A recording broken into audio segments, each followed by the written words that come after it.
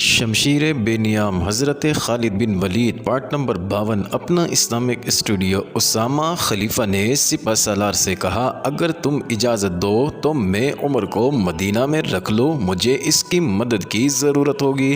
ناظرین، اسامہ نے حضرت عمر کو لشکر میں سے نکل کر واپس جانے کی اجازت دے دی۔ حضرت ابو بکر بہت بوڑھے تھے، ایک جگہ رک گئے۔ یہ دیکھ کر حضرت اسامہ نے لشکر کو روک لیا۔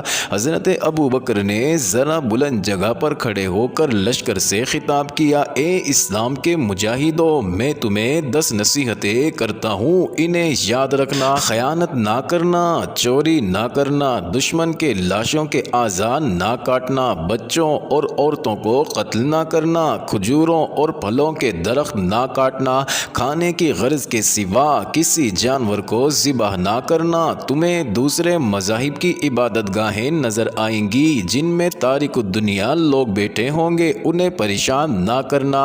کسی بستی کے لوگ برتنوں میں تمہارے لیے کھانا لائیں گے، یہ کھانا اللہ کا نام لے کر کھانا۔ تمہیں ایسے لوگ بھی ملیں گے جنہوں نے اپنے سروں میں شیطان کے گھونسلے بنا رکھے ہیں، ان کے سروں کے درمیان کا حصہ منڈا ہوا ہوگا اور باقی بال بہت لمبے ہوں گے، انہیں قتل کر دینا۔ اپنی حفاظت اللہ کے نام سے کرنا۔ خدا حافظ مجاہدو، اللہ تمہیں شکست اور وبا سے دور رکھے۔ ناظرین، لشکر کی مدینہ سے روانگی کی تاریخ 24 جون سن 632 سن عیسوی بمطابق 1 ربیع الثانی سن 11 ہجری تھی۔ اپنا اسلامک اسٹوڈیو کے معزز ناظرین، یاد رہے کہ یہ کہانی چونکہ شمشیر بے نیام کی ہے، اس لیے اب ہم وہ واقعات بیان کریں گے جن کا تعلق خالد بن ولید سے ہے۔ رسول اللہ صلی اللہ علیہ وسلم نے خالد کو اللہ کی تلوار کہا تھا۔ اسامہ کے لشکر کے متعلق اتنا ہی کہہ دینا کافی ہے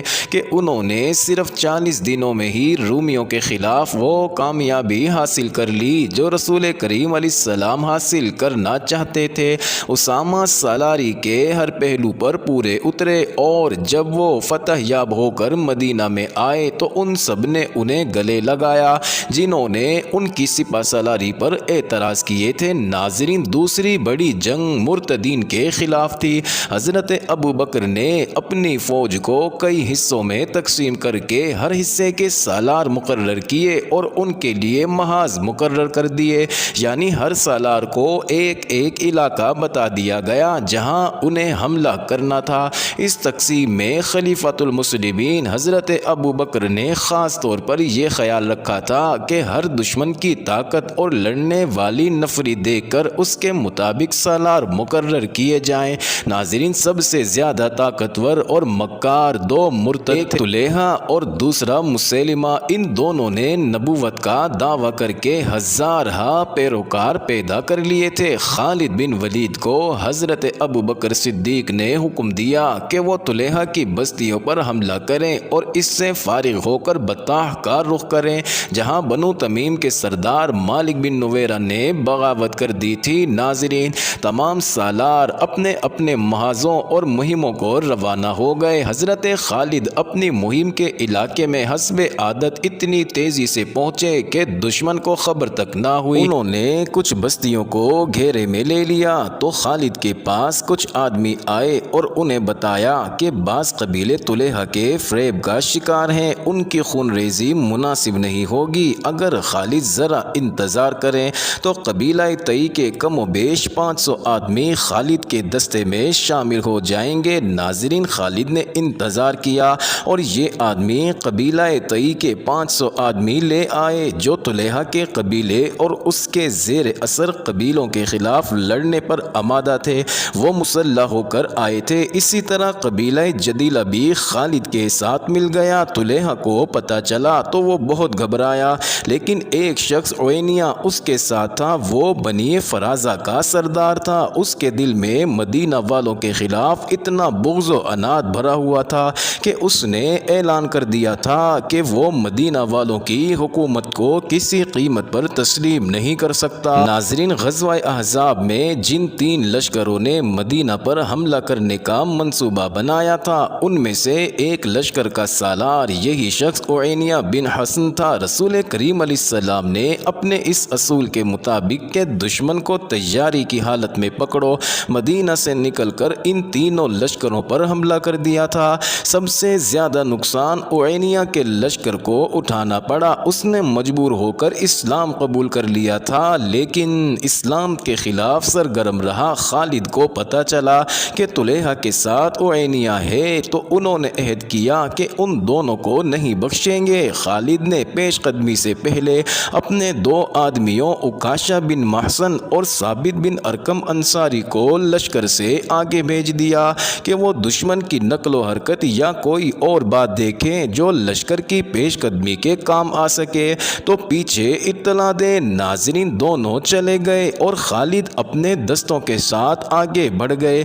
بہت دور جا کر ان دونوں میں سے کوئی بھی واپس آتا دکھائی نہ دیا۔ کچھ دور گئے تو 3 لاشیں پڑی ملیں جو خون میں نہائی ہوئی تھی۔ ناظرین، 2 لاشیں انہی 2 آدمیوں حضرت عکاشہ اور حضرت ثابت کی تھیں جنہیں خالد نے آگے بھیجا تھا۔ تیسری لاش کسی اجنبی کی تھی۔ بعد میں جو انکشاف ہوا، ناظرین، طبری اور قاموس کے مطابق کہ یہ دونوں آگے جا رہے تھے، راستے میں انہیں ایک شخص ہبال مل گیا۔ ایک مورخ کامل ابن اسیر لکھتا ہے کہ ہبال طلحہ کا بھائی تھا، لیکن طبری اور قاموس اسے طلحہ کا بھتیجا لکھتے ہیں۔ ناظرین، حضرت عکاشہ اور حضرت ثابت نے اسے للکار کر قتل کر دیا۔ اس کی اطلاع طلحہ کو مل گئی۔ وہ اپنے بھائی سلمہ کو اپنے ساتھ لے کر آ گیا۔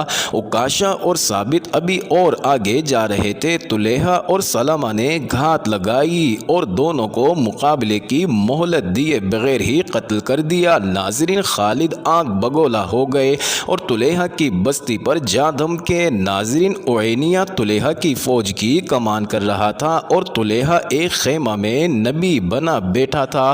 اپنا اسلامک اسٹوڈیو کے معزز ناظرین، یاد رہے کہ طلحہ بن اسد نے بھی نبوت کا دعویٰ کر دیا تھا۔ اعینیہ نے مسلمانوں کا قہر اور غضب دیکھا تو وہ اپنے لشکر کو لڑتا چھوڑ کر طلحہ کے پاس گیا۔ وہ طلحہ کو سچا نبی مانتا تھا یا نبی؟ اعینیہ نے طلحہ سے پوچھا۔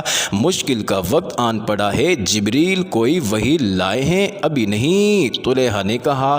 تم لڑائی جاری رکھو۔ ناظرین، اعینیہ دوڑتا گیا اور لڑائی میں شامل ہو گیا۔ مسلمانوں کا قہر اور بڑھ گیا تھا۔ خالد کی چالیں جھوٹے نبی کے لشکر کے پاؤں اکھاڑ رہی تھی۔ اعینیہ ایک بار پھر طلحہ کے پاس گیا۔ یا نبی، اس نے طلحہ سے پوچھا، کوئی وحی نازل ہوئی؟ ابھی نہیں، طلحہ نے کہا۔ تم لڑائی جاری رکھو، وحی کب نازل ہوگی؟ اعینیہ نے جھنجھلا کر پوچھا۔ تم کہا کرتے ہو کہ مشکل کے وقت وحی نازل ہوتی ہے، خدا تک میری دعا پہنچ گئی ہے۔ طلحہ نے کہا، وحی کا انتظار ہے۔ ناظرین، اعینیہ اپنے لشکر میں چلا گیا مگر اب اس کا لشکر خالد کے گھیرے میں آ گیا تھا۔ اعینیہ گھبراہٹ کے عالم میں ایک بار پھر طلحہ کے پاس گیا اور اسے اپنے لشکر کی کیفیت بتا کر پوچھا کہ وحی نازل ہوئی یا نہیں؟ ہاں، طلحہ نے جواب دیا، وحی نازل ہو چکی ہے۔ کیا نازل ہوئی؟ یہ کہ طلحہ نے جواب دیا، مسلمان بھی جنگ لڑ رہے ہیں، تم بھی جنگ لڑ رہے ہو، تم اس وقت کو کبھی نہ بھول سکو گے۔ اعینیہ کو کچھ اور توقع تھی لیکن طلحہ نے اسے مایوس کر دیا۔ ناظرین، اسے یہ بھی پتا چل گیا کہ طلحہ جھوٹ بول رہا ہے، ایسا ہی ہوگا۔ اعینیہ نے غصے سے کہا، وہ وقت جلد ہی آ رہا ہے جسے تم ساری عمر نہیں بھول سکو گے۔ اعینیہ دوڑتا باہر گیا اور چلا چلا کر اپنے قبیلے سے کہنے لگا، اے بنو فرازہ، طلحہ کذاب ہے، جھوٹے نبی کے پیچھے جانیں مت گنواؤ، بھاگو، اپنی جانیں بچاؤ۔ ناظرین، بنو فرازہ تو بھاگ اٹھے۔ طلحہ کے اپنے قبیلے کے لڑنے والے لوگ طلحہ کے خیمے کے ارد گرد جمع ہو گئے۔ خالد تماشا دیکھنے لگے۔ طلحہ کے خیمے کے ساتھ ایک گھوڑا اور ایک اونٹ تیار کھڑے تھے۔ سارا قبیلہ طلحہ سے پوچھ رہا تھا، پھر اب کیا حکم ہے؟ ناظرین، طلحہ کی بیوی جس کا نام نوار تھا اس کے ساتھ تھی۔ طلحہ گھوڑے پر سوار ہو گیا اور اس کی بیوی اونٹ پر چڑھ بیٹھی۔ لوگوں، طلحہ نے اپنے قبیلے سے کہا، میری طرح جس کے پاس بھاگنے کا انتظام ہے وہ اپنے بیوی بچوں کو لے کر بھاگ بھاگ جائے۔ ناظرین اس طرح اس کذاب کا فتنہ ختم ہو گیا۔ ناظرین حضرت عمر کے دور خلافت میں طلحہ نے ان کے ہاتھ پر بیعت کی اور مسلمان ہو گیا تھا۔ خالد نے اور کئی قبیلوں کو مطیع کیا اور انہیں ارتداد کی کڑی سزا دی، ان پر اپنی شرائط عائد کی۔ اسلام سے جو منحرف ہو گئے تھے انہیں دوبارہ حلقہ بگوش اسلام کیا۔ طلحہ کی نبوت کو بھی خالد نے ختم کر دیا اور اعینیہ جو یہودیوں سے بڑھ کر مسلمانوں کا دشمن تھا ایسا بھاگا کہ اس نے عراق جا کر دم لیا، مگر اس کا زہر ابھی پیچھے رہ گیا تھا۔ یہ زہر ایک عورت کی شکل میں تھا۔ ناظرین جو سلمہ کہلاتی تھی اس کا پورا نام زمل سلمہ بنت مالک تھا۔ سلمہ بنو فرازہ کے سرداروں کے خاندان کی ایک مشہور عورت قرفہ کی بیٹی تھی۔ ناظرین کچھ لمحے کے لیے پیچھے چلتے ہیں۔ رسول کریم علیہ السلام کی زندگی کا واقعہ ہے کہ زید بن حارثہ اسامہ کے والد بنو فرازہ کے علاقے میں جا نکلے۔ یہ قبیلہ مسلمانوں کا جانی دشمن تھا۔ وادی القرا میں زید کا سامنا بنی فرازہ کے چند آدمیوں سے ہو گیا۔ زید کے ساتھ بہت تھوڑے آدمی تھے۔ بنی فرازہ کے ان آدمیوں نے سب کو قتل کر دیا اور زید کو گہرے زخم آئے۔ وہ گرتے پڑتے مدینہ پہنچ گئے۔ جب ان کے زخم ٹھیک ہو گئے تو رسول اکرم علیہ السلام نے انہیں باقاعدہ فوجی دستے دے کر بنو فرازہ پر حملے کے لیے بھیجا تھا۔ ناظرین مسلمانوں نے بنو فرازہ کے بہت سے آدمیوں کو ہلاک اور کچھ کو قید کر لیا۔ جھڑپ بڑی خون ریز تھی۔ ان قیدیوں میں قرفہ فاطمہ بنت بدر بھی تھی۔ اس عورت کی شہرت یہ تھی کہ اپنے قبیلے کے علاوہ دوسرے قبیلوں کو بھی مسلمانوں کے خلاف بھڑکاتی رہتی تھی۔ ناظرین اسے مدینہ لا کر سزائے موت دے دی گئی۔ اس کے ساتھ اس کی کم سن بیٹی زمل سلمہ بھی تھی۔ رسول کریم علیہ السلام نے یہ لڑکی المومنین اماں عائشہ صدیقہ کے حوالے کر دی۔ اسے پیار سے رکھا گیا مگر وہ ہر وقت اداس رہتی تھی۔ حضرت اماں عائشہ صدیقہ نے اس پر رحم کرتے ہوئے اس کو آزاد کر دیا، بجائے اس کے کہ سلمہ مسلمانوں کی شکر گزار ہوتی۔ اسے لونڈی نہ رہنے دیا گیا اور اسے آزاد کر کے اونچی حیثیت میں واپس بھیج دیا گیا۔ ناظرین اس نے اپنے دل میں اپنی ماں کے قتل کا انتقام رکھ لیا اور جنگی تربیت حاصل کرنے لگی۔ وہ سرداروں کے خاندان کی لڑکی تھی، اس میں قیادت کے جوہر بھی پیدا ہو گئے۔ اس نے مسلمانوں کے خلاف ایک لشکر تیار کر لیا اور مدینہ پر حملے کے لیے پر تولنے لگی، مگر مسلمان ایک جنگی قوت بن چکے تھے، اس لیے سلمہ مدینہ کے قریب آنے کی جرأت نہ کر سکی۔ ناظرین اب طلحہ اور اعینیہ کو شکست ہوئی تو سلمہ میدان میں آ گئی۔ اس کی ماں اعینیہ کی چچا زاد بہن تھی۔ جن قبیلوں نے خالد سے ٹکر لی تھی انہیں یہ لڑائی بڑی مہنگی پڑی تھی۔